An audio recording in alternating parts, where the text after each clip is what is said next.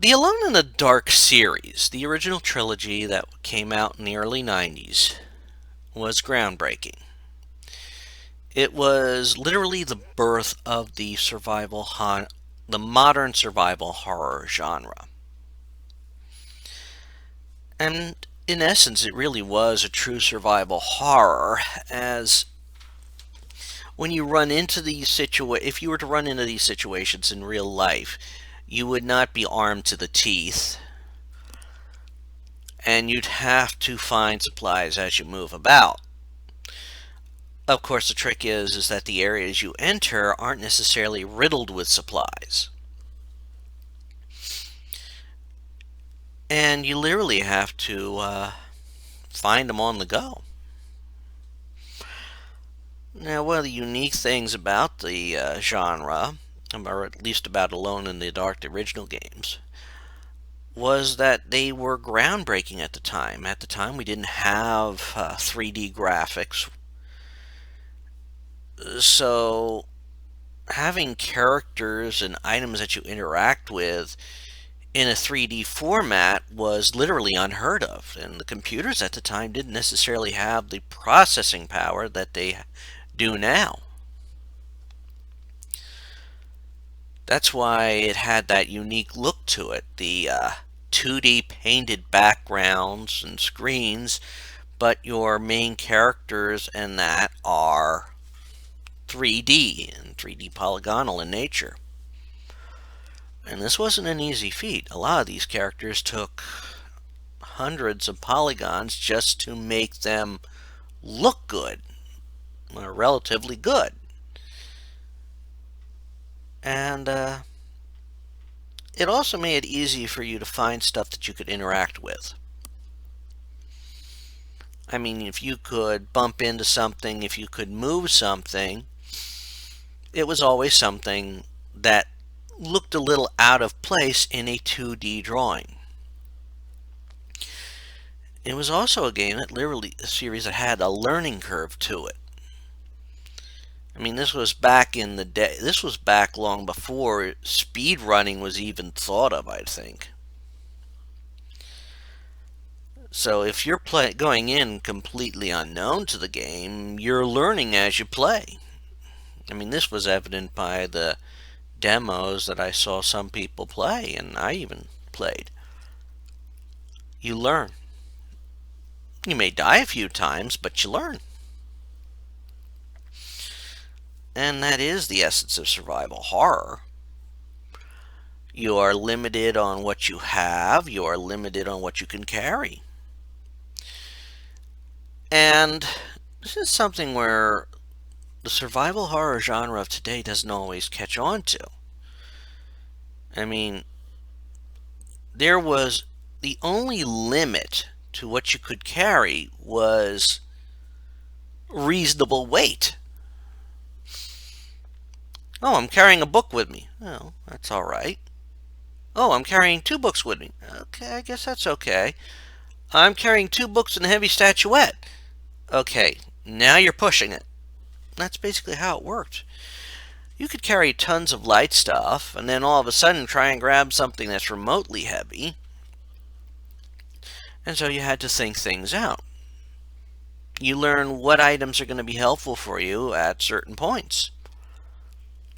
And you didn't have a min-max for health.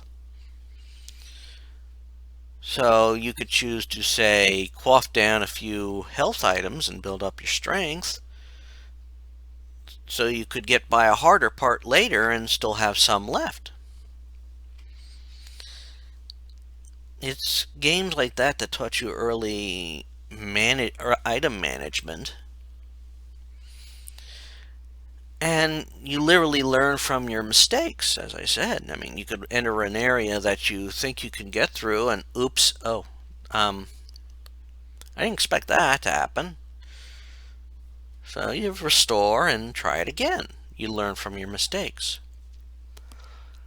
Some rooms, like in certain titles, were always set as a trap. Or, if you did something one way but didn't do it another way, you were good. each game required you to take notice of your surroundings too. But the series had its very good things about it. As with any game, there is expected to be more in the following game. And Alone in the Dark did that. With each of its main games, you got a significantly bigger area. I mean, the first one takes place in a house and in some caves underneath the house, but nothing too overly complex. The second game, again, took place in a building, but also on the grounds around the building and caverns underneath the building. So you're learning. You play the game and you learn from your moves, and you learn. The house in the second game and the grounds were a lot bigger than being stuck in the house in the first one. And the third one takes place in a small ghost town. So you get bigger and bigger areas in each game. And I know I've mentioned this in the parts that reviewed the previous games, and that's the fact that each game is set on a specific date. The first game is set on the summer solstice, which in its location is the shortest night of the year. So literally going in at night and surviving till morning is realistic. Very realistic. And to stay awake, it's for anybody who has stayed awake all night, it can be very trying to do so. So doing it on the shortest night of the year is a lot easier. The second game, well, the Little Jack in the Dark game, takes place on Halloween. Alone in the Dark 2 takes place on Christmas Eve. And Alone in the Dark 3 takes place on the lead up to July 4th. Again, these are all dates of significance. So it was a tradition that kept up in the games. And at the time, the games used a save system. And they came about just as CD gaming was coming about. I think you could only find like Alone in the Dark and Alone in the Dark 2 initially on disc. And then when CD-ROM became the norm, you got more, which included readings of everything. I mean, back then, putting that stuff on a computer would eat up a lot of space. And I think that's also why certain aspects of each of the games were set up, that you cannot progress either until you have everything you need, or once you go past a certain point, there's no way to go back until you're ready. The third game, I think, was exclusive to CD-ROM and also added some new things to it, allowing you to enter certain areas and do certain things, or even expand on the game's saving capacity.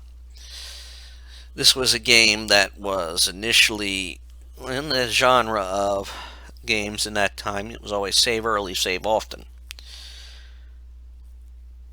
Because when you get to a tricky part, the last thing you want to do is double back and have to redo something if you messed it up. Or if a mess up meant you would be lacking in certain things you need. So, you worked forward, you worked in it. You worked to survive, you saved. Saved early, save often. Now, it's also a game that's very good in its continuity.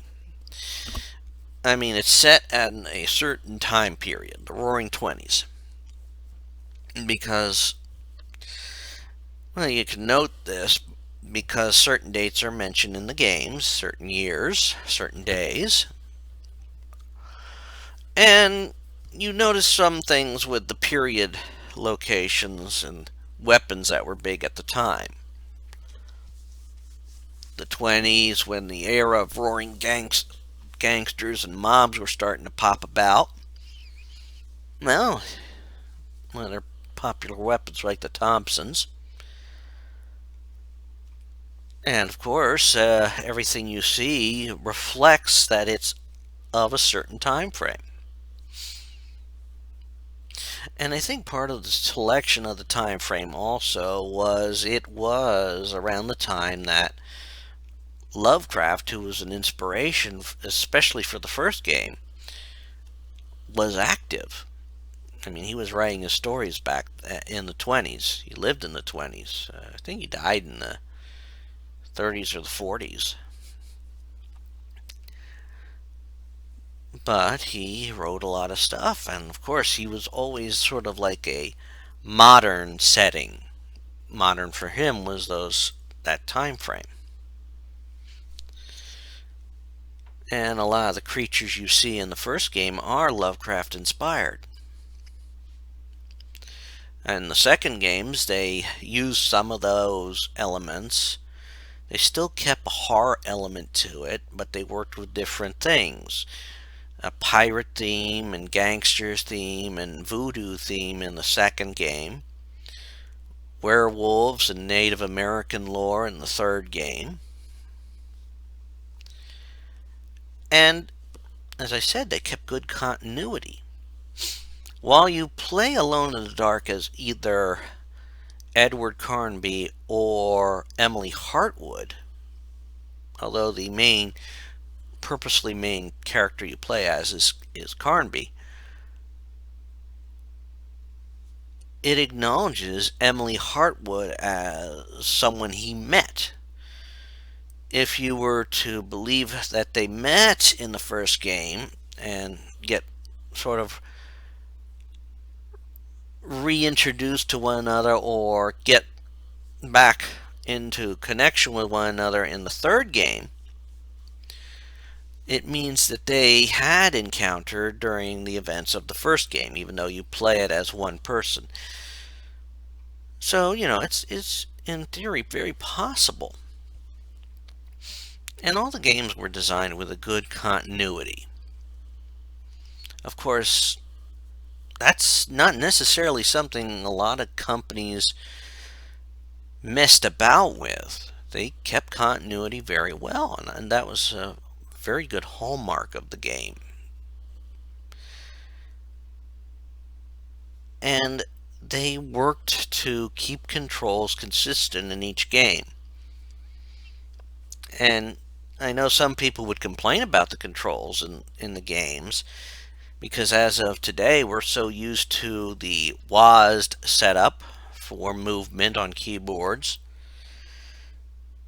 that it's easy to forget that back in the early days of computer games, which Alone in the Dark came about back then, we didn't use WASD to go about. We used the arrow keys because it was obvious. Of course, keyboards were also designed a lot differently back then. Well, not so differently. I mean, you always had the number keys and the arrow keys on the right-hand side. But back then, games were not the high-performance things they are today.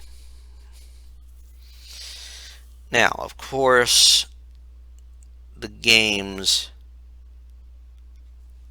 have not aged well.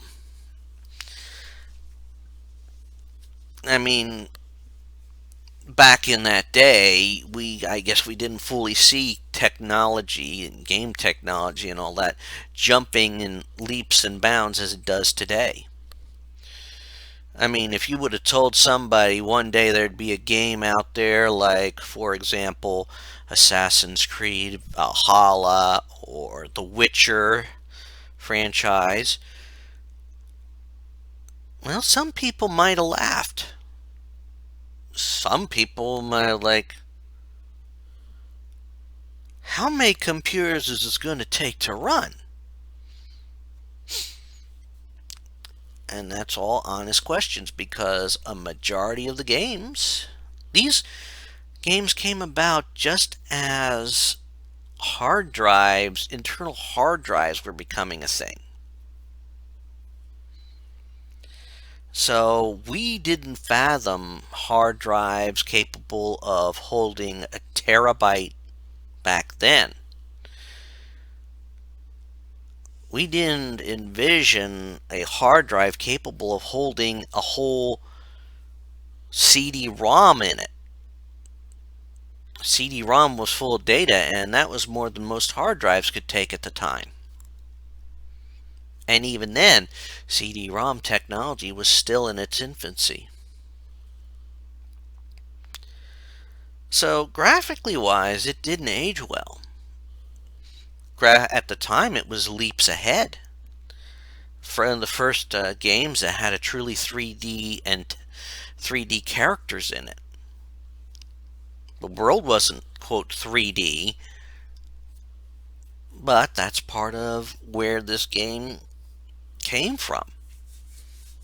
And they learned. Now, of course, as I said, the graphics didn't age well, but the impact Alone in the Dark as a series had is still there. And they have attempted to reboot it at least 3 times.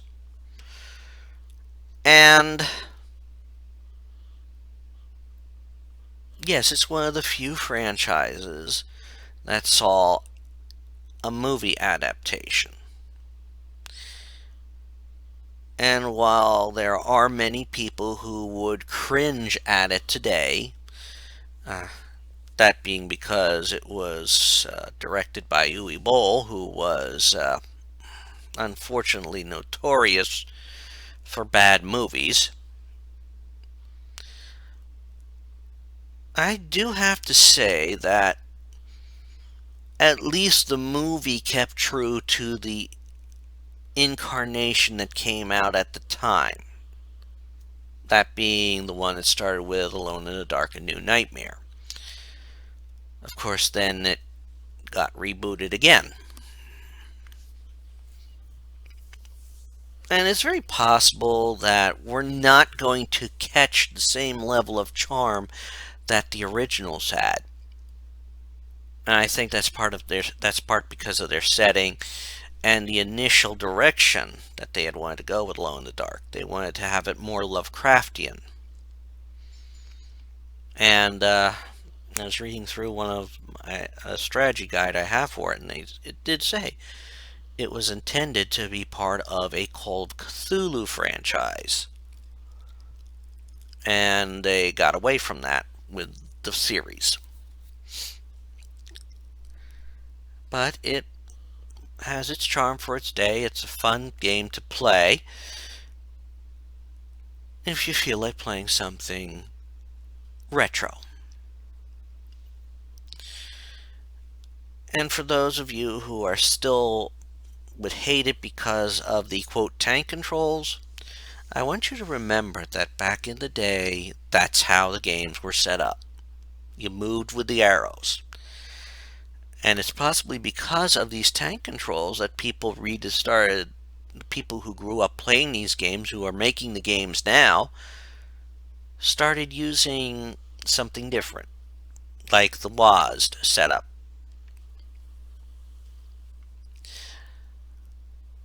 However, I mean, like I said, these games tend to remain good. They're straightforward. There's not much deviating from the course or running back and forth in these games because it's set up that way. You progress in a linear fashion. And that's really all I have to say on the Alone in the Dark trilogy. It is a franchise I recommend you check out. It's relatively low cost nowadays, and you can find it on a lot of, I know you can find it on Steam, you can find it on GOG, you might be able to find it on other sites. And I recommend it, especially if you are into the survival horror genre. It's an interesting thing to look at and play to see where the modern survival horror games got their start. And that's really all I'm going to say about the Alone in the Dark series as a whole. I do recommend you check it out, and if you've listened to this so far, I do thank you for doing so. I invite you to subscribe to the channel and check out some of the other videos that are up on the channel. And enjoy. Enjoy these old games, look into getting them for yourself.